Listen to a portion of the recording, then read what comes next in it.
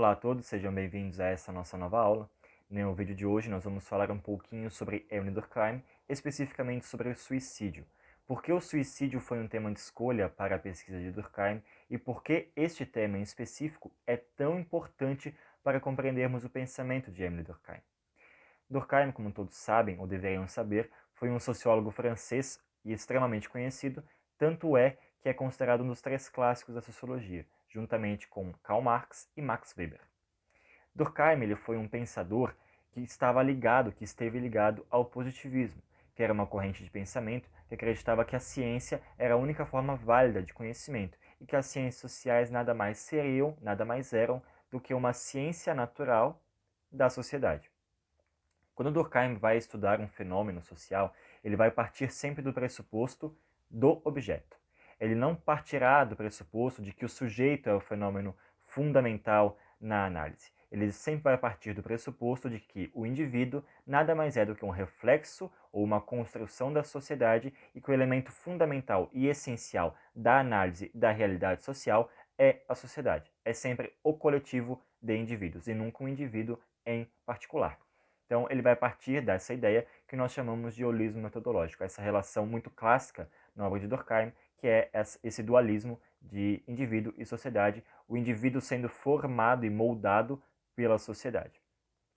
Quando Durkheim vai escrever, vai fazer a sua análise social, ele sempre partirá então dessa ideia de que o que molda o indivíduo é a sociedade, e que todo fenômeno social vai ser um fato social, uma coisa. E é essa coisa, esse fato social, que vai ser o objeto de estudo da sociologia quando da definição de Emile Durkheim. Então, para compreendermos um pouco sobre o suicídio, nós devemos entender por que Durkheim propôs esse tema para a pesquisa. Quando Durkheim entrou no campo científico, ele buscou dar à sociologia uma forma ou um método de pesquisa, um método científico ou um método de análise, para analisar de fato o objeto de estudo ou o interesse de estudo de um sociólogo, de um antropólogo e de um cientista político. Então, ele vai partir dessa ideia de que nós devemos dar à sociologia um método de pesquisa.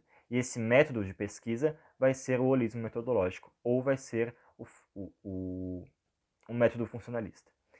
Durkheim ele vai então dar esse método à sociologia, e uma vez que ele propõe um novo método de análise, ele vai ter que provar que esse método funciona na prática. E para isso ele vai pegar um tema que aparentemente é um tema individual, que deveria ser estudado apenas por áreas como a psicologia ou a psicanálise, e vai estudar esse fenômeno como um fato social, como uma coisa social.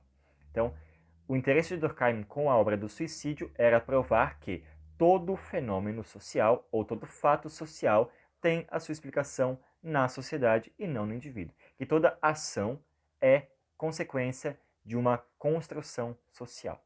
Então, contextualizando um pouquinho, o que é para Durkheim o fato social? O fato social, para Durkheim, vai ser toda a maneira de agir, de pensar e de sentir, que é fixa ou não, que é geral em uma sociedade, ou seja, abrange todos ou a maior parte dos indivíduos que integram esse grupo, e que não depende deles para existir, ou seja, é independente dos indivíduos, tem a sua existência para fora dos indivíduos. Então, nesse sentido, ele vai pontuar três tópicos que são necessários para definirmos um fato social, que são a generalidade, a exterioridade e a coercitividade, ou seja, ser geral, coercitivo e exterior. Exterior justamente porque o comportamento social ele é determinado, ele é um fenômeno que precede o indivíduo, ou seja, que existe antes e para além do indivíduo. Não é uma causa que brota de um indivíduo para os demais, e sim vem da sociedade, do coletivo para o indivíduo. O indivíduo assimila um fenômeno social, não inventa ele. A generalidade ela diz respeito justamente à abrangência do fenômeno. Ele vai abranger a generalidade, ou a totalidade, ou a semi-totalidade dos indivíduos que compõem o grupo que a gente está estudando, ou que aquele fenômeno se realiza. E a coercitividade é quando existe uma imposição da sociedade, seja por forma de lei, seja por forma de contrato social, ou seja, cultura, tradição, comportamento e assim por diante.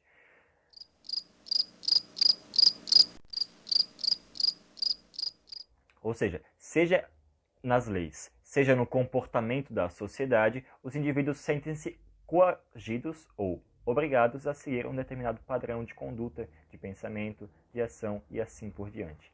Então, nesse sentido, nós conseguimos identificar que para Durkheim os fenômenos sociais ou os fatos sociais nunca estão centrados no indivíduo. Então, por que tratar de um tema como o suicídio, que é aparentemente uma escolha, uma opção tão individual como é causar a morte a si mesmo? Já vamos entender por quê. Durkheim, estudando o fato social, ele queria justamente provar que nenhum fenômeno, individual quanto pareça, possui causas que não são sociais.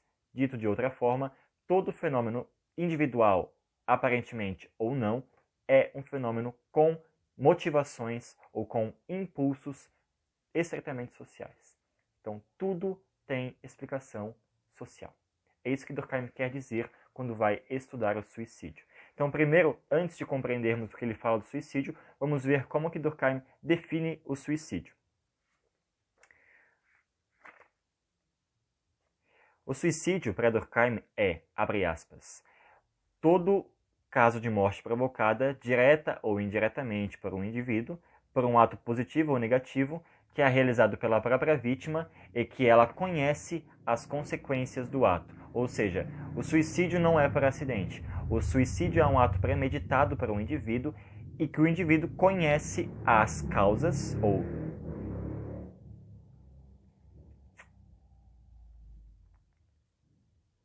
o suicídio para Durkheim é todo caso de morte provocada por um indivíduo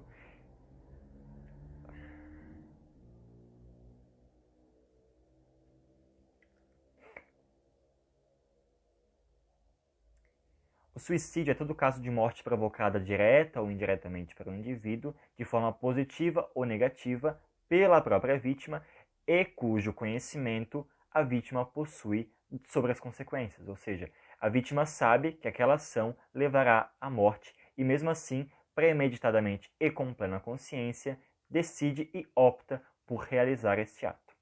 Então, o suicídio nada mais é do que a morte provocada por um indivíduo cuja consequência já é por ele conhecida.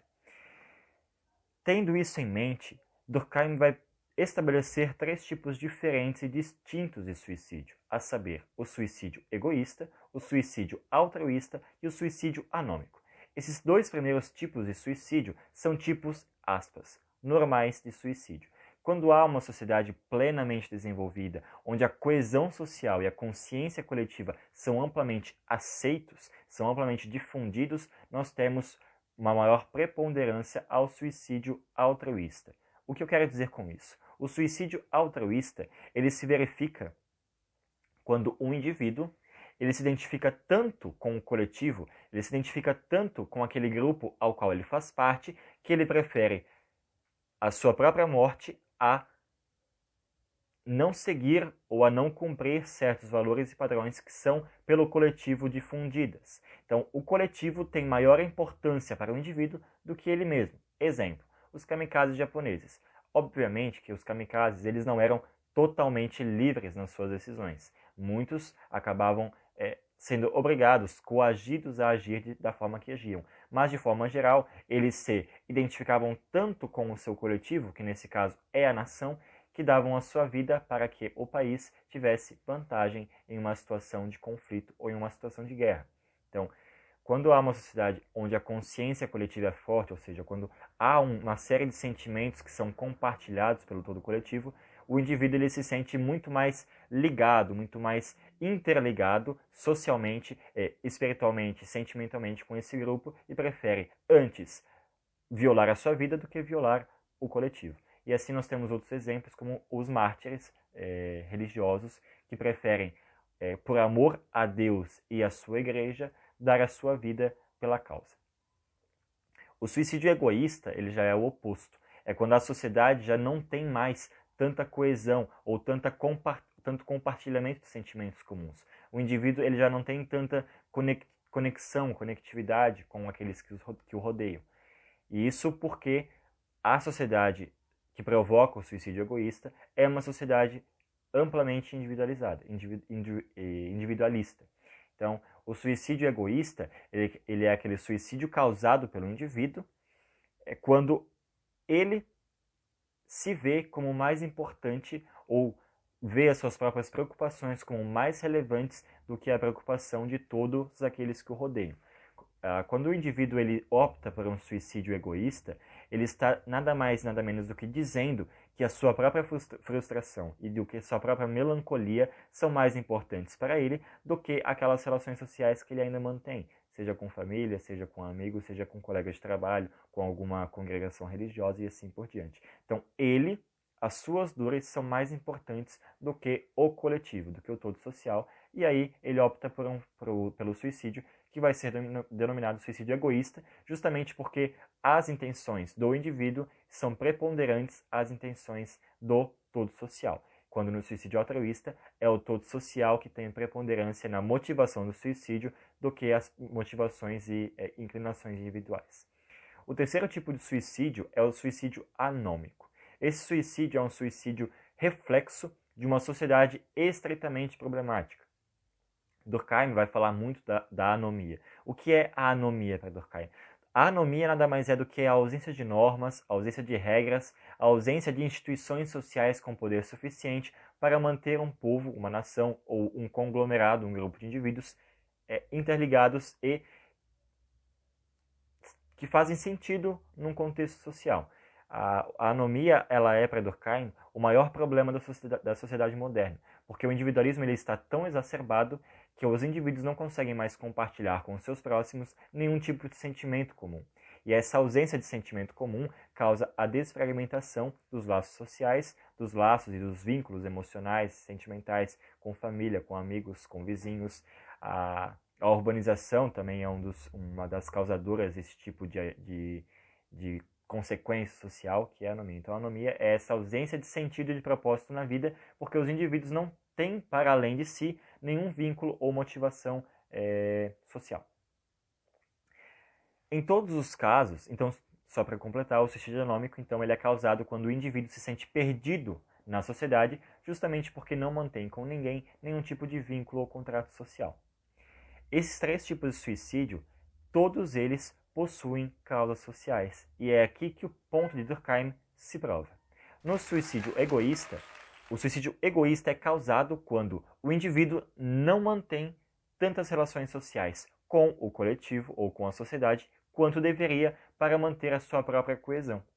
No suicídio altruísta, a sociedade tem tanto peso sobre o indivíduo, sobre suas ações, que ele prefere antes o coletivo do que a sua própria vida. Então, nesse tipo de suicídio, no suicídio altruísta, a sociedade exerce sobre o indivíduo um peso extravagante. E no suicídio egoísta é justamente o oposto. É a ausência de peso ou a ausência de interação social que causa o suicídio. E o suicídio anômico ele é causado quando esse egoísmo do suicídio egoísta se espalha de forma generalizada pela sociedade, em que nem indivíduos nem instituições conseguem manter uma coesão social. O suicídio, então, se comprova como uma consequência, um reflexo do predomínio da sociedade. E é aqui que a teoria do holismo metodológico de Durkheim se prova. O indivíduo é um reflexo da sociedade e é a sociedade que molda o comportamento, o modo de agir, de pensar e de sentir dos indivíduos de forma geral. Espero que vocês tenham entendido, espero que vocês tenham gostado do tema e nas próximas aulas nós vamos tratar um pouquinho sobre a teoria política de Durkheim, sobre a solução da anomia e a relação entre política e sociologia. Até a próxima!